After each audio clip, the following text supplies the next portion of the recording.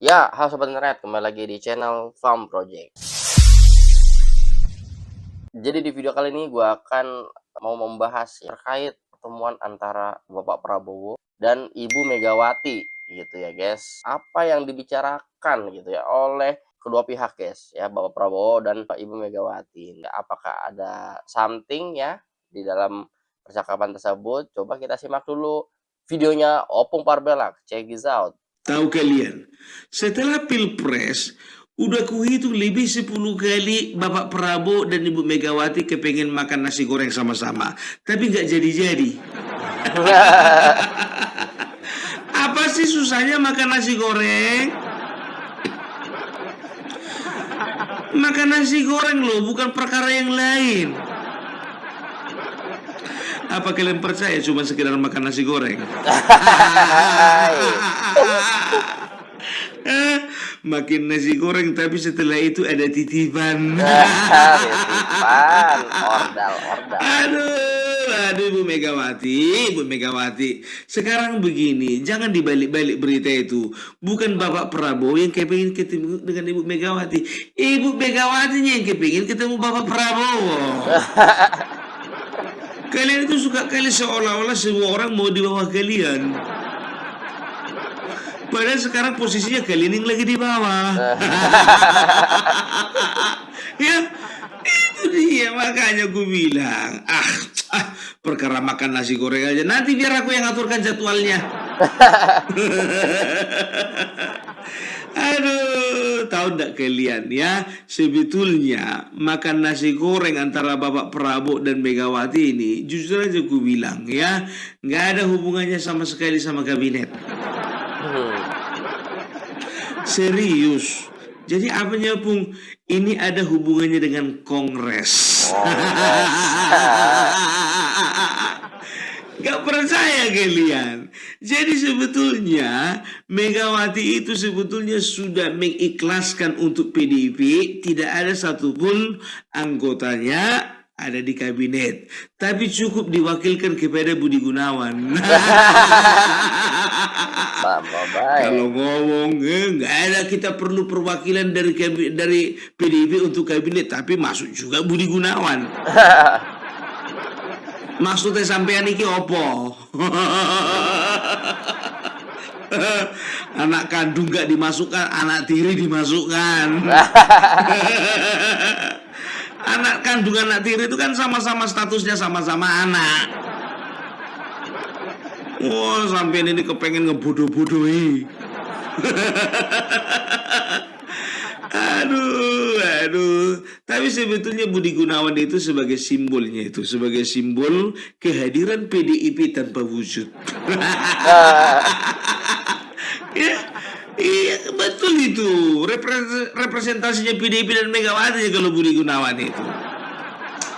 Udah dengar sendiri kan apa dibilang mereka, bahwasanya kami oposisi dengan Bapak Prabowo itu tidak sama dengan waktu dengan SBY.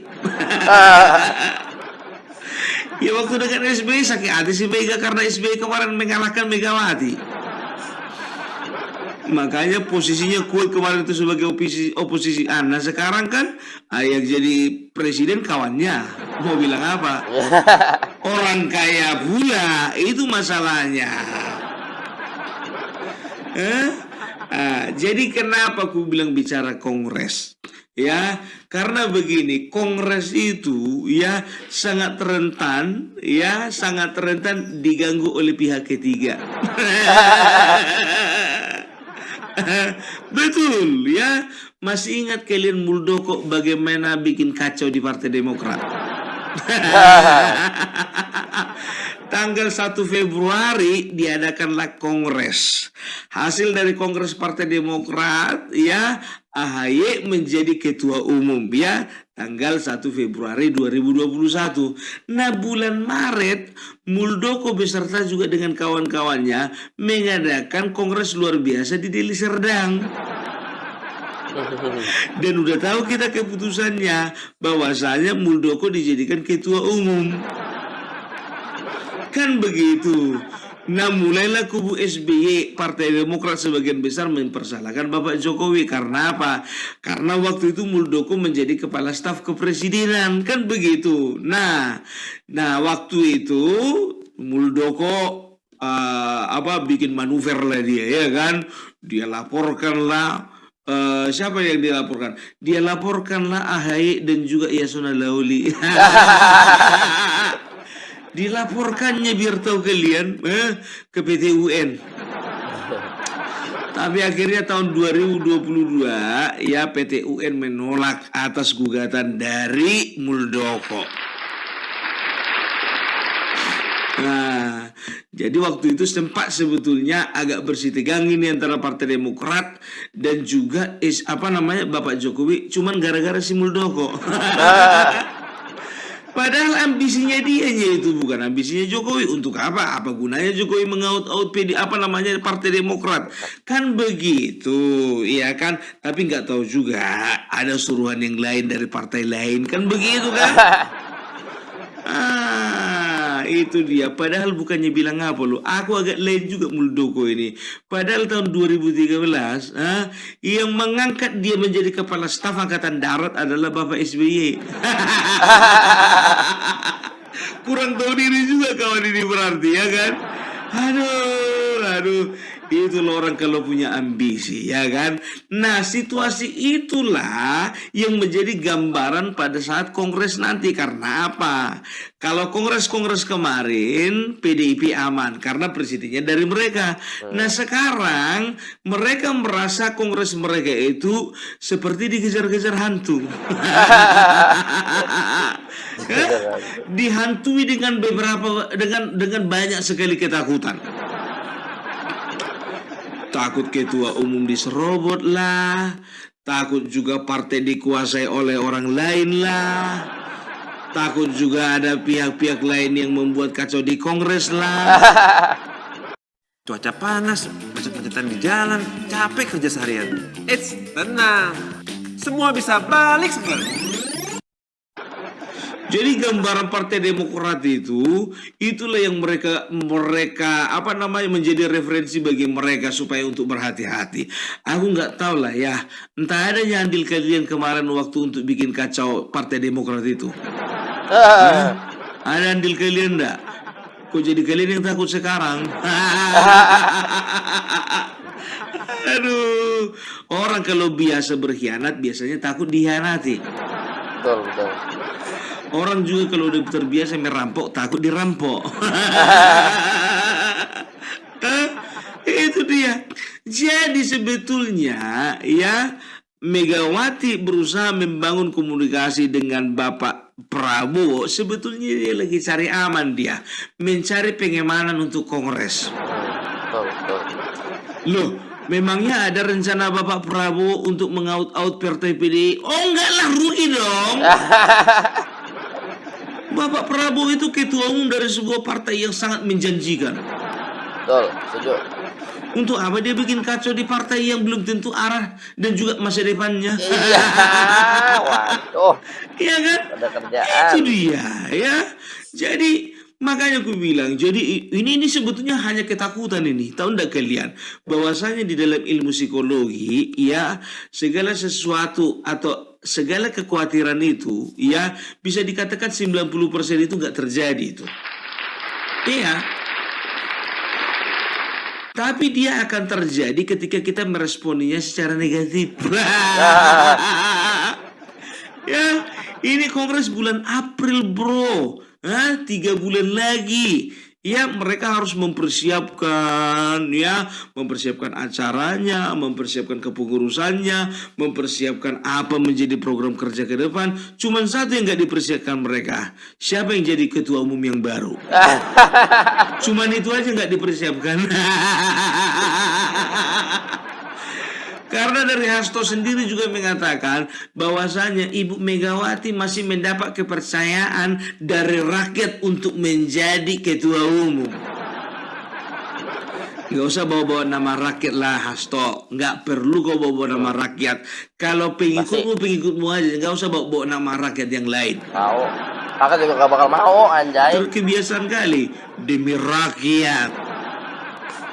demi Tempeleng nih. supremasi Oh, hukum, demi kebenaran dan keadilan. Yeay.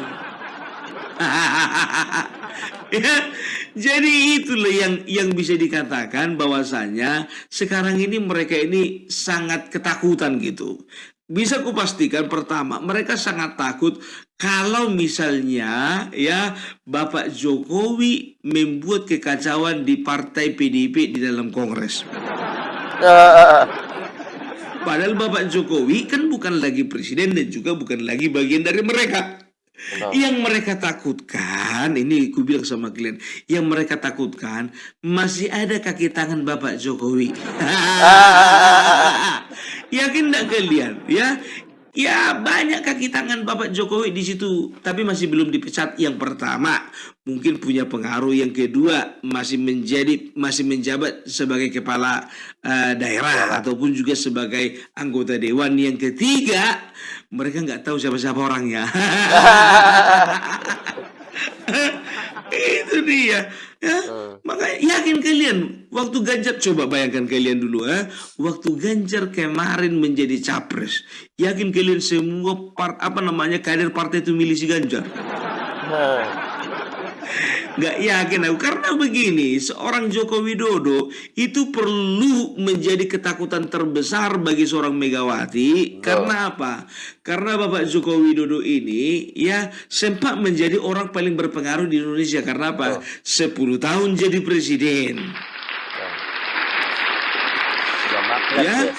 jadi sampai sekarang aku nggak tahu entah kenapa. Ya jujur-jujuran aja loh aku bilang. Ini nggak tahu lah ya. Kenapa lah orang ini takut kali sama Bapak Jokowi? Ya, jadi begini, kalau secara politis, Bapak Jokowi ini sampai sekarang ini masih belum bisa dianggap remeh ini. Karena apa?